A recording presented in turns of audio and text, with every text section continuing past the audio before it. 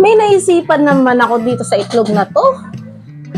Ano kaya kung magluto tayo, dahil sa mainit ang panahon, magluto tayo sa labas, walang gamit na gas, walang gamit na uling, kundi init lang ng araw. Tingnan natin kung makakapagluto tayo ng itlog sa ilalim ng napakainit na araw. Subukan natin ngayon yan. So, kailangan may kasama ko, kaya tatawagin ko si Savannah! Ano po? Van, dali Ang bilis Okay. Ang gagawin natin ngayon, Vanna, syempre kailangan may tagahawak ako ng camera. So, gagawin natin, nakikita mo ba hawak ko? Ano to? Itlog. Itlog. Itlog na to, pero hindi tayo gagamit ng gas. Hindi tayo gagamit ng uling. Ano gagamitin natin? Ha? Ano gagamitin natin? Gagamitin natin.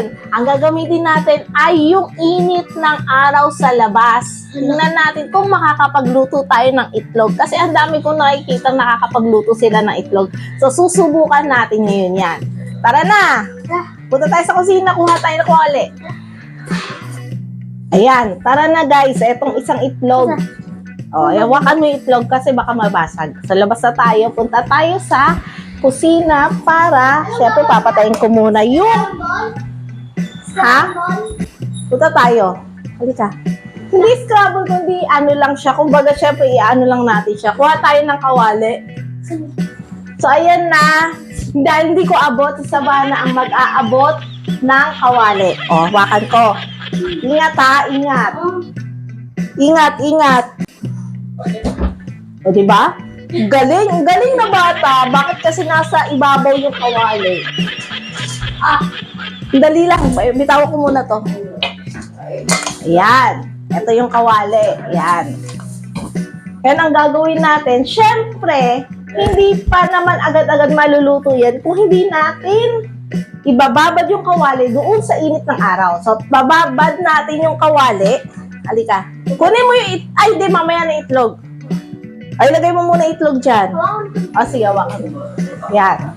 Ibababad natin itong kawali doon sa ilalim ng mainit na araw.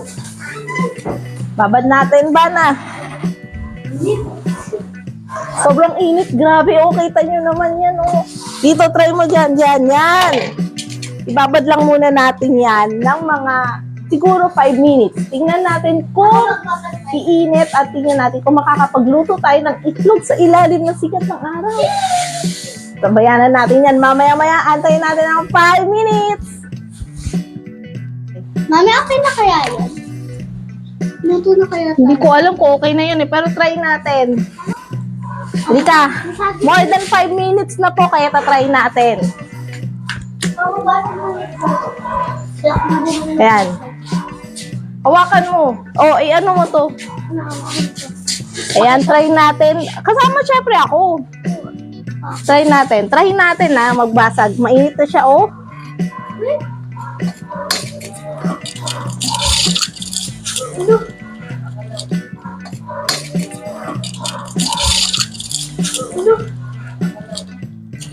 Ang galing. Ayan tingnan nyo guys. Nakakapagluto siya konti. Ayan patingin mo sa kanila. Diba? Ayan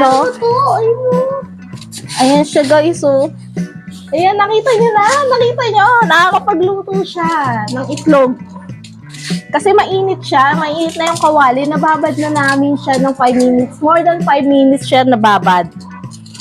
Ayan Ayan tingnan mo. Dali. Ano mo. Dahil nakakainin natin yan mamaya.